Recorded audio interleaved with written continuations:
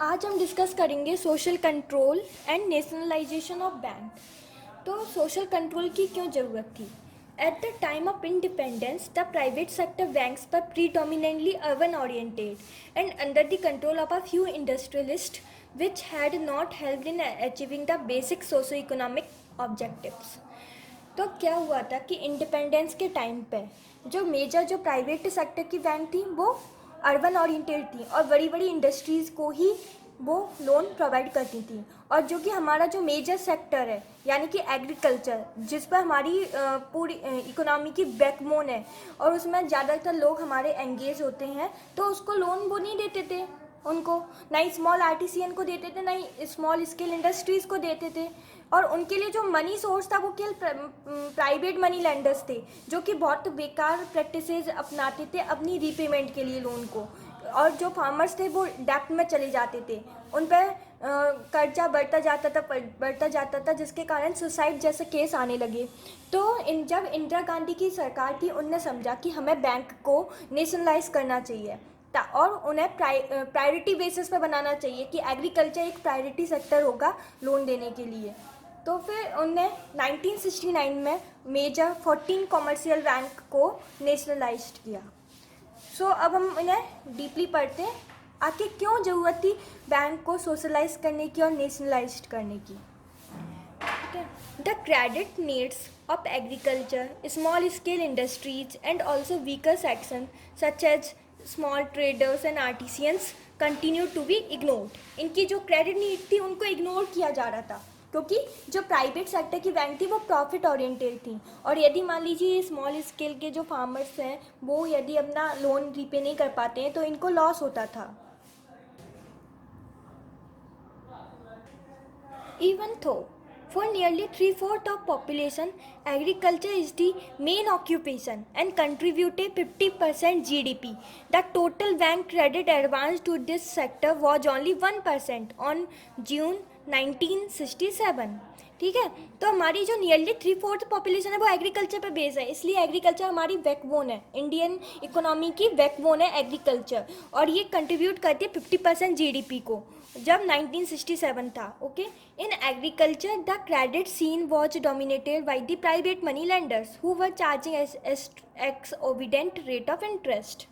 All these situation compelled the imposition of social control इन 1968।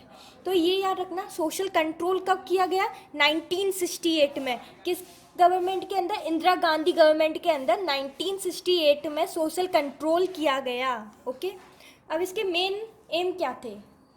ये क्या था, ताकि जो क्रेडिट है उसे प्रायोरिटी सेक्टर पे बांट दिया जाए, बैंक से जो क्रेडिट नीड है उसको प्रायोरिटी सेक्टर के बेसिस पे डिवाइड कर दिया जाए। ये इसका पहला एम था। जैसे कि जो एग्रीकल्चर उसे प्रायोरिटी सेक्टर दिया जाए कि बैंक को उन्हें लोन देना बहुत ज़रूरी होगा।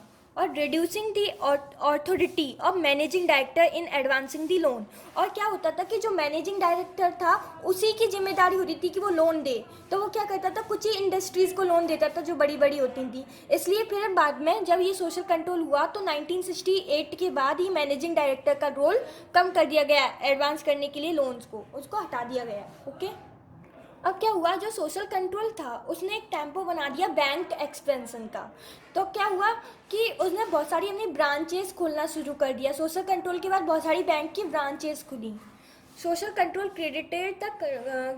created the tempo of bank expansion has evident by the addition of 785 new branches by the end of first half of 1969।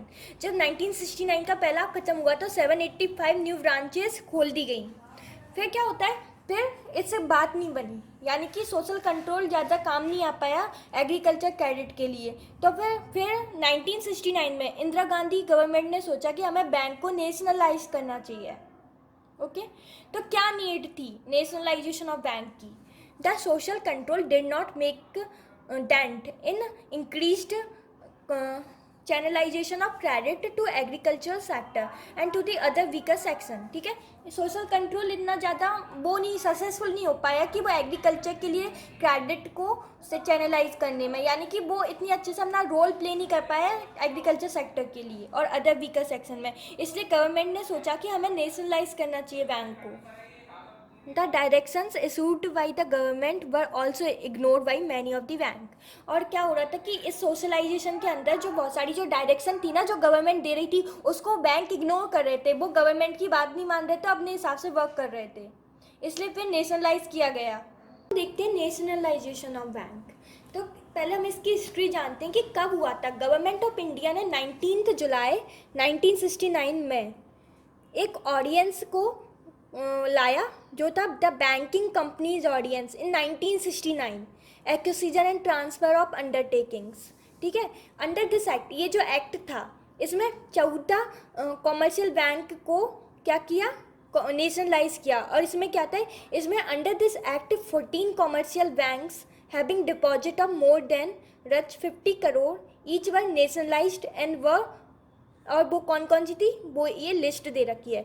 यानी कि इस एक्ट के अंदर जो 14 जो कॉमर्शियल बैंक थी उनको नेशनलाइज किया गया, जिनका जो बैंक का क्रेडिट था वो था 50 crore.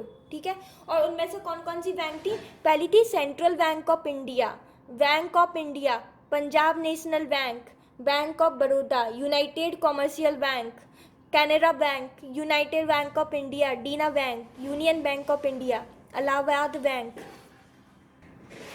Syndicate bank, bank of Maharashtra, Indian bank and Indian overseas bank.